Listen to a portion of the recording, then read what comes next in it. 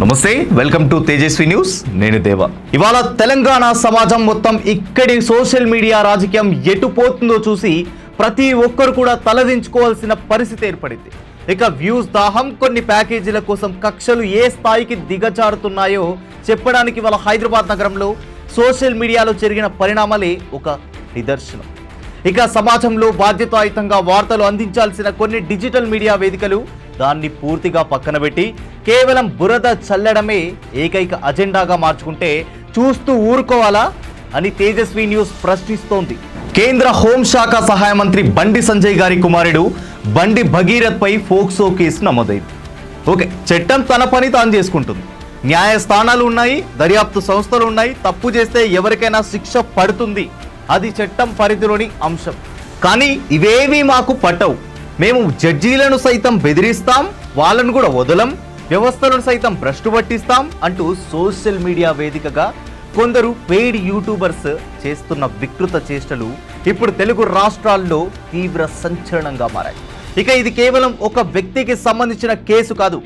ఇది భారత న్యాయ వ్యవస్థ గౌరవంపై, ప్రజాస్వామ్య పునాదులపై జరుగుతున్న ఒక పొలిటికల్ డిజిటల్ దాడి.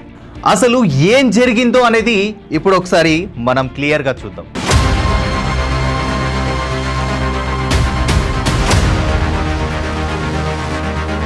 ఈ కేసుపై హైకోర్టులో ముందస్తు బెయిల్ పిటిషన్ విచారణలో ఉన్న సమయంలో కూడా ఏకంగా గౌరవనీయ హైకోర్టు మహిళా న్యాయమూర్తి జస్టిస్ మాధవీదేవి గారిపైనే అత్యంత అభ్యంతరకరమైన కల్పిత ఆరోపణలు చేస్తారా? అసలు సిగ్గన్న ఉందా? కడుపుకు అన్నమే తింటున్నారా, ఇంకేమైనా తింటున్నారా? కొద్దిగైనా ఉండాలి ఇలాంటి పనులు చేయడానికి. అంటే వాళ్ళ పని వాళ్ళు చేసుకుంటూ పోతారు. కేసు వేశారు, వేసిన తర్వాత కేసు ఏ విధంగా పోవాలి, కేసుని ఎట్లా మనం రన్ చేయాలి, టేకప్ చేయాలి, ఏంటి అనేది న్యాయ వ్యవస్థ ఉంది, న్యాయమూర్తులు ఉన్నారు, వాళ్ళు చూసుకుంటారు ఏం చేయాలనేది.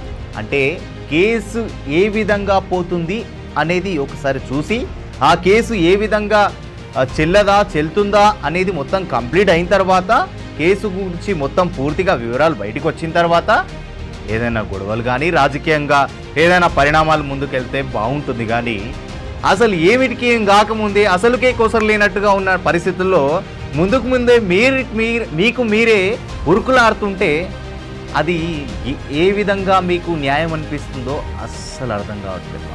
బెయిల్ ఇస్తే జడ్జి భర్తకు తెలంగాణ బార్ కౌన్సిల్ చైర్మన్ పదవి ఆఫర్ చేశారంటూ సోషల్ మీడియాలో పోస్టులు పెడతారా?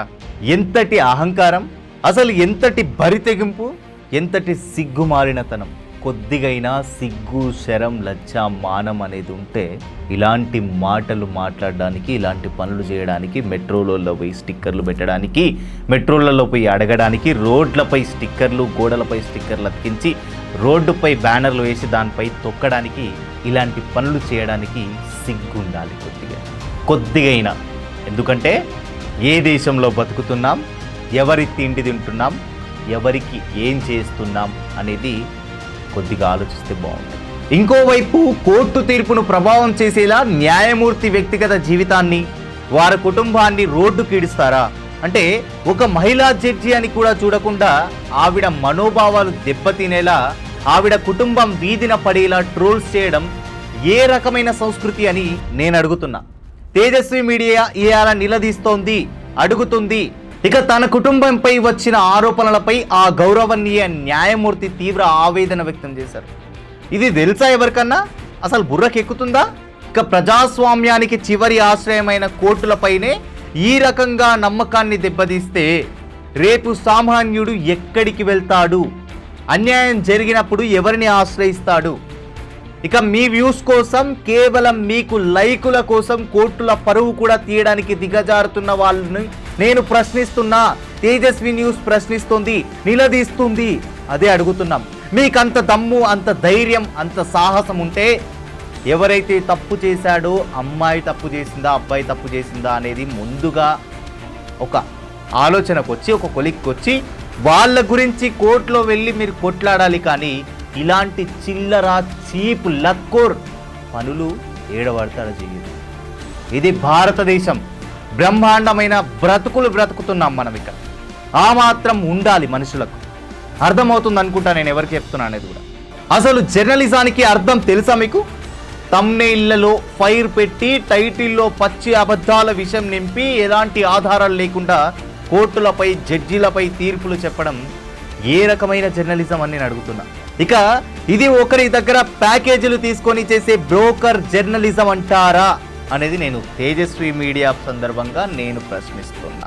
రైట్, రాజకీయ ప్యాకేజీల కోసం కొన్ని వందల వ్యూస్ కోసం ఒక గౌరవనీయ న్యాయమూర్తి ప్రతిష్టతో ఆడుకుంటారా? ఇక సోషల్ మీడియాలో పోస్ట్ పెట్టడం అంటే మీ ఇష్టం వచ్చినట్లు వాగే హక్కు కాదు ఇది. అది మీ యొక్క ఇష్టం వచ్చినట్లు చేసే స్వేచ్ఛ కాదు ఇది. అబద్ధాన్ని బ్రేకింగ్ న్యూస్గా మార్చి సమాజానికి అమ్మడం ప్రజాస్వామ్యానికి అత్యంత హానికరం. అది తెలుసుకుంటే బాగుంటుంది.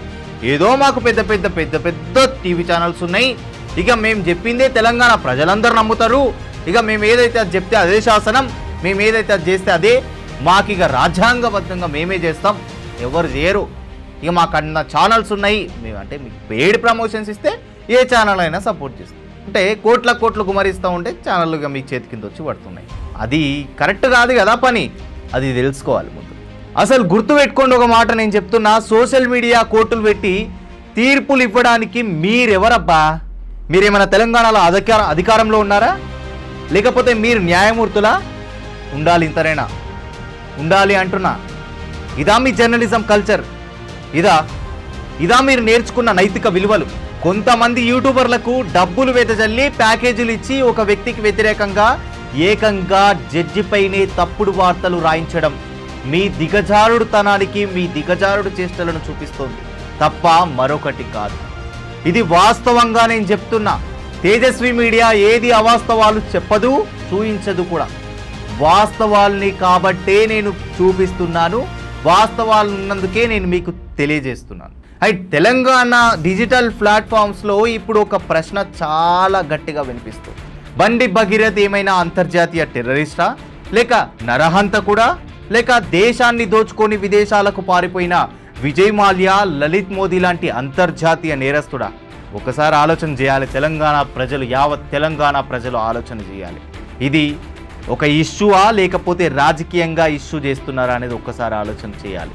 ఒక కేసు నమోదైంది, చట్టం తన పని తాను చేస్తుంది, పోలీసులు విచారణ చేస్తున్నారు, ఇక కోర్టు ఉంది, న్యాయ వ్యవస్థ ఉంది. కానీ ఇవన్నీ పక్కన పెట్టి హైదరాబాద్ నగర గోడలపై అబ్స్కాండింగ్లో ఉన్నారు, పరారిలో ఉన్నాడు అంటూ పోస్టర్లు అంటించడం ఏంటి? ఇది ప్రజాస్వామ్యమా? ఇది మీడియా బాధ్యత? లేక ఒక వ్యక్తి పరువు తీసేయడానికి పుట్టిన నీచ డిజిటల్ మాఫియా సంస్కృత? నేను ప్రశ్నిస్తున్నాను తేజస్వి న్యూస్ నుంచి. ఇదా మీరు నేర్చుకున్నది? ఇదా మీకున్న నైతిక విలువలు? ఏం దిగజారుడుతనం ఇది? ఇవాళ నీతులు మాట్లాడుతున్నా, థంబ్నెయిల్స్ పెడుతున్నా యూట్యూబ్ వీరులారా ఒకటే గమనించుకోవాలి, గుర్తుంచుకోండి. గతంలో ఇదే హైదరాబాద్ నగరంలో ఒక సినీ నటిని ఒక రాజకీయ నాయకుడు హెరాస్మెంట్ చేసినప్పుడు ఎందుకు పోస్టర్లు వేయలేదు? ఇది ఖచ్చితంగా గుర్తుపెట్టుకోవాల్సింది యూట్యూబ్ వీరులారా. ఖచ్చితంగా ఈ పాయింట్ మాత్రం గుర్తుపెట్టుకోవాలి. నేను చెప్తున్న ఈ పాయింట్. ఏడికి పోయిర్రు అప్పుడు? అంటే అప్పుడు మీవి కదా ఛానల్స్ అన్నీ, మీ నాయకులు కదా చేసిందంతా. అప్పుడు మీ నోళ్ళు ఎందుకు పడిపోయినాయి? మీ మైకులు ఎందుకు మూతపడ్డాయి? అప్పుడు మీ సంస్కారం ఎటుపోయింది? అంటే మనదంటే ఒక సంస్కారం, మందిది ఇంకో సంస్కారం. అంటే మనదొక లెక్క, పక్కొంది ఒక లెక్క. అంతెందుకు, గతంలో ఢిల్లీ లిక్కర్ స్కామ్లో ఓ రాజకీయ నాయకురాలు తీహార్ జైలుకు వెళ్ళి నెలల తరబడి గడిపినప్పుడు ఎందుకు హైదరాబాద్ గోడలపై పోస్టర్లు వేయలేదు? అప్పుడు లేని ఉత్సాహం, అప్పుడు లేని రాజకీయం ఇవాళ బండి సంజయ్ కొడుకు మీద కేసు కాగానే వచ్చిందా? అంటే అప్పుడో న్యాయం, ఇప్పుడో న్యాయమా? ఈ ద్వంద్వనీతిని ఏమనాలి? ఈ రెండు నాలుకల పాము ఎలా ఉంటుందో అలాగే ఈ రెండు నాలుకల మనుషులను ఏమనాలి? అయితే తప్పు చేసిన వాడు ఎంతటి వాడైనా చట్టం ముందు మోకరిల్లక తప్పదు, అది వాస్తవం. న్యాయమూర్తిపై కల్పిత పోస్టుల వ్యవహారాన్ని హైకోర్టు రిజిస్ట్రార్ తీవ్రంగా పరిగణించి పోలీసులకు ఫిర్యాదు చేశారు. చార్మినార్ పోలీస్ స్టేషన్ నుండి సైబర్ క్రైమ్ బదిలీ అయిన ఈ కేసు విచారణను ప్రభుత్వం మరింత వేగవంతం చేసింది. కానీ ఈ డిజిటల్ దాడి వెనుక ఉన్న మూలాలను కనిపెట్టడానికి జాయింట్ సిపి శ్వేత గారి నేతృత్వంలో ఒక ప్రత్యేక విచారణ బృందాన్ని సిట్ ఏర్పాటు చేశారు. ఇది బాగానే ఉంది. ఇప్పటికే ఈ కుట్రలో భాగస్వామి అయిన ప్రధాన నిందితుడు దామోదర్ అనే వ్యక్తిని పోలీసులు కూడా అరెస్ట్ చేశారు. ఓకే, కానీ మిగతా నిందితుల ఐపీ అడ్రస్లను ట్రాక్ చేస్తున్నారు. తెర వెనుక ఉండి డబ్బులు పంచి నడిపించిన సూత్రధారులు, పాత్రధారులు ఎంతటి పెద్ద పొలిటికల్ లీడర్స్ అయినా సరే ఈసారి ఊచలు లెక్క పెట్టడం మాత్రం ఖాయం. తేజస్వి మీడియా సాక్షిగా నేను చెప్తున్నా, ఈ మాట గుర్తుపెట్టుకోవాలి. ఇక ఈ పెయిడ్ ట్రోలర్లకు, యూట్యూబర్లకు ఒకటే హెచ్చరిక: తెలంగాణ ప్రజలు అమాయకులు కాదు. ప్రతి కేసును మీ లాభం కోసం వాడుకుంటే అది మీ మూర్ఖత్వమే అవుతుంది. జర్నలిజం చేయండి, కానీ స్థాయి ఉండాలి. విమర్శించండి, కానీ విలువలు ఉండాలి. త్వరలోనే ఈ కల్పిత పోస్టుల వెనుక ఉన్న అసలు దొంగల ముసుగులు తొలగిపోతున్నాయి. ఖచ్చితంగా తొలగిపోనున్నాయి. చట్టం తన విశ్వరూపం చూపించబోతోంది. తస్మాత్ జాగ్రత్త. ఎవరైతే ఈ డబ్బు కోసం ముసుగేసుకొని పని చేస్తున్నారో వాళ్ళు మాత్రం తస్మాత్ జాగ్రత్త.